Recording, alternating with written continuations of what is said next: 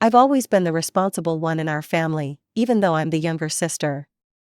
My name is Elsie, I'm 27, and I work as a marketing assistant at a mid-sized firm in the city. It doesn't pay amazingly well, but it's enough for me to cover my own expenses and help out my sister, Diane. Diane is 31 and a widow with 2 boys, Tyler who's 8 and Mason who's 6. Her husband Greg died in a car accident 3 years ago, leaving her to raise the kids alone. I felt terrible for her when it happened, so I immediately offered to help however I could. Our parents, Bob and Linda, live about 20 minutes away from both of us. They're in their 60s and have always favored Diane. I noticed this even when we were kids, but I tried not to let it bother me. Mom always said Diane needed more attention because she was sensitive. Whatever that meant. After Greg died, Diane struggled to afford her apartment, so I started paying half her rent. I also cover a portion of her utilities, including the internet bill. It's tight on my budget, but I figured family helps family. That's what I was raised to believe, anyway. Elsie could pay the whole rent if she wanted to, Diane said loudly at Sunday dinner last week. It's not like she has kids to support. I nearly choked on my mashed potatoes. Diane, I'm already stretching my budget as it is. I can't afford your entire rent. Mom shook her head. Elsie, your sister is struggling. You could cut back on those fancy coffee drinks you like. What fancy coffee drinks? I asked, confused. I brew coffee at home to save money. Dad chimed in. Your sister needs more help than you're giving her. Elsie, family comes first. This kind of conversation happened almost weekly. No matter what I did, it was never enough. Meanwhile, Diane spent money on new clothes and salon appointments while I pinched pennies. But whenever I pointed this out, my parents acted like I was being petty. The worst part was how Diane handled her kids. Tyler and Mason were sweet boys at heart, but they had no discipline. Diane was always on her phone, barely paying attention to what they were doing. When she needed me time, which was often, she'd drop them at my apartment with barely any notice. Last Thursday was the breaking point. I had a pounding headache after a stressful day at work. My boss had criticized my quarterly report, and I still had revisions to finish. Just as I sat down at my laptop, my doorbell rang. Emergency girls' night, Diane announced when I opened the door. Tyler and Mason pushed past me into my apartment. The boys already had dinner. I'll pick them up around midnight, thanks, sis. She was gone before I could object. I sighed and turned to my nephews, who were already jumping on my couch. Guys, please stop that, I need to work tonight, and I have a headache. We want to play games on your laptop, Tyler shouted, ignoring me completely. No, I need it for work. You can watch TV quietly, okay? This set off a round of whining that quickly escalated to screaming. Mason grabbed my laptop while Tyler tried to wrestle it away from him. I saw red. Enough, I shouted, snatching my laptop back. Both of you, go sit in opposite corners right now. If you can't behave, I won't pay for your internet next month, is that clear? Their eyes widened in horror at the threat. Suddenly, they were perfectly capable of following directions. They sat quietly in the corners, occasionally shooting me resentful looks. After 15 minutes, I let them watch a movie. They behaved for the rest of the evening, and I managed to finish my work. When Diane finally came to pick them up, at 1 a.m., not midnight, they immediately started complaining. Aunt Elsie was mean to us, Tyler said. She made us sit in corners. She said she wouldn't pay our internet, Mason added. Diane's face darkened. You did what to my children? They were fighting over my laptop. I needed to work. How dare you discipline my kids? You have no right. You think paying some bills gives you the right to abuse my children? I could call the police for this. I was stunned. Abuse? Diane, they were out of control. I don't want to hear it. Come on, boys, we're leaving, she stormed out, slamming my door so hard a picture fell off the wall. My phone rang 20 minutes later. It was Mom. Elsie, how could you treat your nephews that way? After all your sister has been through? I raised you better than this. I tried to explain, but she wouldn't listen. As I lay in bed that night, I wondered when I had become the family villain simply for having boundaries. Little did I know, things were about to get much worse. 3 days later, Diane called me with exciting news. She'd met someone named Ryan at her yoga class. He was divorced, worked in finance, and was totally hot. I was genuinely happy for her. Maybe having someone new in her life would take some pressure off me. Over the next 2 months, Diane's relationship with Ryan became the center of her universe. She talked about him constantly, showing me pictures and relaying their conversations. Initially, I was thrilled for her. She deserved happiness after losing Greg. But my happiness quickly faded when I realized what her new relationship meant for me. "Can you take the boys tonight? Ryan's taking me to that new Italian place," Diane asked one Tuesday afternoon. It was the third time that week she'd asked me to watch them. "I don't know, Diane, I've got a big presentation tomorrow I need to prepare for." "Please, it'll just be a few hours, they'll be good, I promise." They weren't good, they never were. But I agreed because saying no to Diane meant enduring guilt trips from her and my parents. It became a pattern. Diane would drop off the boys with little notice, promising to be back early, then return hours later than planned. The boys' behavior worsened with each visit. They seemed angry about being pawned off so their mom could date, and they took it out on me and my apartment. One night, they spilled grape juice on my white sofa. Another time, they broke a ceramic bowl my grandmother had given me. After 8 weeks of this routine, I was mentally and physically exhausted. My work was suffering, my apartment was constantly a mess, and I had no social life of my own. Something had to change. Sunday dinner at my parents' house seemed like a good opportunity to address the situation. Diane was in an excellent mood, having just returned from a weekend getaway with Ryan. The boys were running around the backyard while we sat at the patio table. "Diane," I said carefully, choosing my words, "I'm really happy that things are going so well with Ryan. But I need to talk about the babysitting situation." My sister's smile faltered. "What about it?" It's become really frequent, and usually without much notice. I work full-time too, and I need some evenings to myself. Maybe we could set up a schedule, or find another babysitter for some nights?" Diane's face hardened. "You're just being selfish. You don't want to spend time with your own nephews."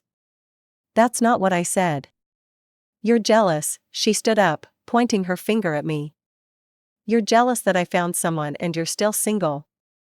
That's what this is really about." I looked at my parents, expecting them to intervene, to point out how ridiculous Diane was being. Instead, Mom nodded in agreement. "Elsie, your sister finally has a chance at happiness again. Can't you put your own needs aside for once?" Mom said. Dad crossed his arms. "Family helps family, period." I felt like I'd been punched in the stomach. "Are you serious right now? I've been helping for years.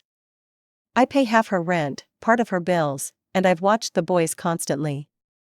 I just need some balance." "Balance?" Diane scoffed. "Try raising 2 kids alone." "Oh wait, you can't even manage to find a date."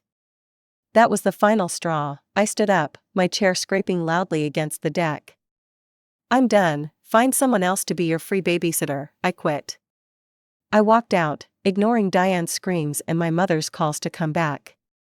For the first time in years, I felt a weight lifting off my shoulders, despite the anger burning in my chest. 2 days later, Diane showed up at my door with the boys in tow.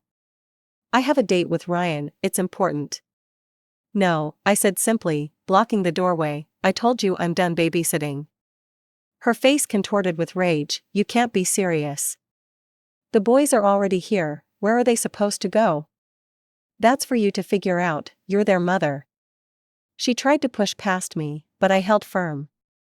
"You're trying to ruin my relationship," she shouted. "You want me to be alone forever like you." I closed the door in her face and locked it. I could hear her pounding and yelling, but I turned up my TV and ignored it. Eventually, she left. The phone calls started that evening. First Diane, then Mom, then Dad. I let them all go to voicemail. My mother's message was particularly harsh. You're driving yourself out of this family, Elsie, prepare for the consequences. Despite our fight, I continued sending money for Diane's rent and bills. It felt like the last thread connecting me to my family, and I wasn't ready to cut it completely. Weeks passed. The calls and texts gradually stopped. I focused on work, started a yoga class, and even went on a few dates. For the first time in years, I was putting myself first. Then, after nearly 3 months of silence, my phone lit up with a text from Mom: "Family dinner tomorrow night at Carmine's, 7 p.m., Diane has news, please come." I hesitated, but curiosity got the better of me. Maybe enough time had passed for things to cool down. Maybe Diane was ready to apologize. I texted back a simple okay and spent the next day anxious about what awaited me.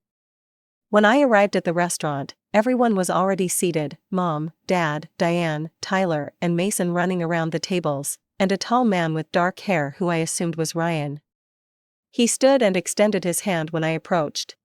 "You must be Elsie, I've heard so much about you," he said with a warm smile. I doubted anything he'd heard was positive, but I smiled back. "Nice to meet you, Ryan." Dinner started pleasantly enough. Ryan seemed normal, even occasionally shooting disapproving glances at the boys when they acted up. Diane was practically glowing, holding Ryan's hand on top of the table. Maybe things really had changed. After we ordered our food, Diane cleared her throat dramatically and reached for Ryan's hand. "I have something important to share with everyone," she announced, her voice ringing with excitement. "Ryan and I are getting married." My parents erupted in cheers. Dad clapped Ryan on the back while Mom wiped away tears. "Congratulations," I said, genuinely happy for her. "When's the big day?" "4 months from now," Ryan answered. "We found a perfect venue with a cancellation." "That's wonderful news," I said. "I'm really happy for both of you." Diane's smile suddenly hardened. "There's something else you should know, Elsie." The tone of her voice made my stomach clench. "The wedding will be small, family only." She paused, staring directly at me, "and I've decided not to invite you." The table fell silent. I felt like I'd been slapped. "What?" I finally managed. "You heard me. This wedding is for people who act like family. You made it clear where you stand when you refused to help with my children." I looked at my parents, waiting for them to say something, to defend me. Mom looked down at her plate. Dad shook his head. "Your sister's right, Elsie, you brought this on yourself." I couldn't believe what I was hearing. 3 years of financial support, countless hours of babysitting, and all the emotional labor I'd put into helping Diane meant nothing because I'd finally set a boundary. I didn't say another word. I simply gathered my purse, placed some cash on the table for my meal, and walked out. No one called after me. That night, I made a decision. I blocked all their numbers and removed them from my social media. But I couldn't bring myself to stop the automatic transfer that paid Diane's rent. Life went on. I threw myself into work, made new friends at my yoga class, and even started dating a guy named Michael who worked at the coffee shop near my office. I was building a life that didn't revolve around my sister's needs, and it felt good. From time to time, I'd check Diane's social media. She posted regular updates about wedding preparations, dress fittings, cake tastings, venue photos. Not once did she reach out to me, neither did my parents. 4 months passed quickly. The wedding was scheduled for Saturday, and I was planning a quiet weekend at home with takeout and Netflix.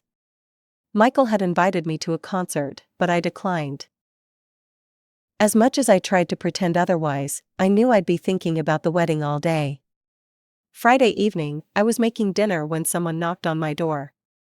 I wasn't expecting anyone, so I peeked through the peephole. To my shock, Diane was standing in the hallway.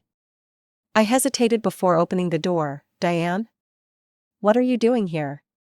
She pushed past me into the apartment. "We need to talk." She looked stressed. There were dark circles under her eyes, and her hair was pulled back in a messy ponytail instead of her usual perfect blowout. "What's going on?" I asked, crossing my arms. "The wedding's tomorrow. Shouldn't you be at a rehearsal dinner or something?" "That's exactly what I want to talk about." She sat on my couch without being invited. I need you to watch the boys during the wedding tomorrow. I stared at her, certain I'd misheard. You want me to babysit, tomorrow? When you've specifically uninvited me from your wedding? Look, they can't come to the ceremony, they'll ruin everything. Tyler's going through a phase where he interrupts constantly, and Mason broke a vase at the venue during our last visit. So hire a babysitter. I tried, 2 different ones canceled on me. Besides, your family, you should help. I laughed in disbelief. Diane, you literally told me I wasn't family enough to attend your wedding. You can't have it both ways. You're blowing that whole thing out of proportion. She waved dismissively. I was upset, okay? But this is important. If you don't help me, I'll have to bring them to the wedding, and they'll cause a scene. That sounds like a parenting problem, not an Elsie problem. Her face hardened. Fine, if you won't do it for me, do it because Mom and Dad want you to. They'll be really disappointed if you refuse. Mom and Dad haven't spoken to me in 4 months. They didn't even call on my birthday. If you don't agree, I'll tell them how selfish you're being. Again. You know they'll take my side, she smirked, confident in her leverage. I felt a familiar anger rising in my chest, but this time, I didn't let it show. Instead, I forced a neutral expression. What time should I expect them? I asked. Diane's face lit up with victory. The ceremony starts at 11 a.m., so I'll drop them off around 9:30. We should be done with everything by 8 p.m., I'll text you if we're running late. Sure, I said flatly. She stood up, suddenly cheerful. I knew you'd come through, sis, this means a lot to me. After she left, I didn't waste any time. I called my boss, Mark, and asked for an urgent vacation. I had nearly 3 weeks saved up from the previous year. After he agreed, I hung up and immediately opened my laptop. Within an hour, I had booked a 10-day stay at a beachfront resort in Hawaii, with a flight leaving at 6 a.m. the next morning. I'd always wanted to go to Hawaii but had never been able to afford it, partly because I was too busy supporting Diane. The irony wasn't lost on me. I packed quickly, setting an alarm for 3 a.m. to catch a taxi to the airport. As I zipped up my suitcase, I felt a strange mix of emotions. There was guilt, of course. I'd been conditioned my whole life to put Diane's needs first. But underneath that was something else, excitement, freedom, and a delicious sense of finally standing up for myself. I slept fitfully that night, half expecting Diane to somehow sense my plan and show up to stop me. But my alarm went off without incident, and by sunrise, I was on a plane heading west. My phone switched to airplane mode. The flight attendant handed me a mimosa as we reached cruising altitude. Celebrating something? She asked with a smile. I took a sip and looked out the window at the clouds below. Yes, I said, my independence. Hawaii was everything I'd dreamed it would be. The resort was located on a pristine beach with turquoise water and soft white sand. I spent my first day alternating between swimming, napping in a hammock, and drinking colorful cocktails brought by attentive staff. For the first time in years, I felt completely relaxed. I kept my phone off all day, knowing what would be waiting for me when I turned it on. Diane would have shown up at my apartment around 9:30 a.m. with Tyler and Mason in tow, probably already dressed in their little suits. She would have knocked, then pounded, then called repeatedly. By 10 a.m., she would have been frantic. By 10:30, furious. The next morning, curiosity got the better of me. I ordered room service breakfast and, as I sipped my coffee on the balcony overlooking the ocean, I turned on my phone. It immediately exploded with notifications. 12 missed calls from Diane. 8 from Mom. 5 from Dad. Dozens of text messages, each more desperate or angry than the last. From Diane at 9:45 a.m., where are you? We've been knocking for 15 minutes. From Diane at 10:03 a.m., this isn't funny, Elsie, I'm going to be late. From Diane at 10:37 a.m., I can't believe you do this to me on my wedding day. From Mom at 11:22 a.m., your sister is in tears, is this really how you want things to be? From Diane at 12:15 p.m., you've completely ruined my wedding, The boys are out of control and Ryan's family thinks I'm a terrible mother. From Dad at 2:30 p.m., this is beyond disappointing. Elsie, you've gone too far this time. The final text from Diane came in at 8:46 p.m. You've crossed every line, don't bother trying to contact any of us again, you're not part of this family anymore. I should have felt devastated, but instead, I felt strangely liberated. They had cut me off, not the other way around. The decision was out of my hands now. I opened my banking app and canceled the recurring transfer for Diane's rent. Ryan could help her now. I turned my phone off again and went for a swim in the ocean. An hour later, I was lying on the beach when my cousin Rachel called. I almost didn't answer, but Rachel had always been kind to me. She'd been living abroad for the past few years and wasn't involved in the family drama. Elsie, are you okay? I heard there was drama at the wedding. I got some angry texts, sounds like the boys were a handful.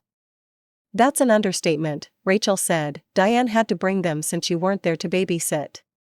Your parents tried to watch them during the ceremony, but they couldn't handle it. Tyler knocked over a flower arrangement during the vows, and Mason kept loudly asking when they could have cake. I tried not to smile, but failed. During the reception, Rachel continued, they were running around the table screaming. The worst part was when they decided to play with the cake before it was cut. They stuck their hands in it and started a food fight. Ryan's mother looked like she was going to faint. Oh my God, I gasped, half horrified, half amused. Ryan's aunt, she's quite proper, said something like, perhaps you rushed into this marriage. You could have heard a pin drop. Diane blames you for everything, of course. Of course she does, I said. It couldn't possibly be that her kids need discipline, or that she should have hired a proper babysitter weeks ago instead of assuming I'd do it. Exactly. Anyway, I just wanted to check that you're okay. And honestly? I think you did the right thing. They've all taken advantage of you for years. After talking to Rachel, I pushed thoughts of my family aside and enjoyed my vacation to the fullest. I went snorkeling with sea turtles, took a helicopter tour over volcanic landscapes, learned to hula dance, and ate fresh pineapple every day. By the time I flew home, I was tanned, rested, and more at peace than I'd been in years. There were no new messages from my family. I hadn't expected any, but the finality of the silence still stung a little. 3 weeks passed, I threw myself into work, and my boss noticed the difference in my energy and focus. He called me into his office one Friday afternoon. Elsie, I've been impressed with your performance lately, Mark said. The Thompson account is our most profitable this quarter, and your marketing strategy for the Wilson launch was brilliant. I'd like to offer you a promotion to senior marketing strategist. I was stunned. Thank you, Mark, I don't know what to say. Say yes, it comes with a 15% raise and your own office, you've earned it. With my new salary, I could finally afford a nicer apartment. I found a 1-bedroom in a newer building with a gym and rooftop garden. Moving day was bittersweet. I was excited for my new place but couldn't help thinking about how my family wasn't there to celebrate with me. Then, on a rainy Tuesday evening as I was unpacking the last of my kitchen boxes, Rachel called again. Hey cousin, I answered, how are you? I'm good, but I've got some family gossip. Thought you might want to know what's happening with Diane. Is she okay? Despite everything, I still cared. Physically, yes, emotionally, not so much. She and Ryan are fighting constantly, mostly about the boys. He wasn't prepared for how challenging they are, and Diane isn't doing anything to address their behavior. She's been dumping them with your parents nearly every weekend so she and Ryan can have alone time to work on their marriage. I shook my head, that's not solving the real problem. The boys need consistent boundaries, not to be passed around like parcels. Exactly, your mom is exhausted, and your dad threw out his back trying to stop Mason from climbing the bookshelf last week. The whole situation is a mess. Part of me felt vindicated, but mostly I felt sad for Tyler and Mason. None of this was their fault. They were acting out because the adults in their lives weren't giving them the structure they needed. I hope they figure it out, I said, for the boys' sake. Do you ever think about reconciling with them? Rachel asked carefully. I considered the question. I don't know. They'd have to acknowledge how they treated me, and I'm not sure they're capable of that. But I miss the family we could have been, you know? I get it. For what it's worth, I think you did the right thing. Sometimes you have to put yourself first. After we hung up, I made myself a cup of tea and sat on my new balcony, watching the city lights. I thought about my sister and my parents, about the nephews I probably wouldn't see grow up. There was sadness there, but no regret. I'd spent years being the family doormat, giving everything and receiving nothing in return. Breaking free had been necessary for my own well-being. Maybe someday they'd realize what they'd lost. Maybe they'd reach out with genuine remorse. Until then, I would continue building my life on my own terms. I had a job I loved, a beautiful new home, friends who respected me, and most importantly, I had myself, stronger and more confident than I'd ever been. I raised my teacup in a silent toast to the future. Whatever it held, I was ready to face it on my own terms.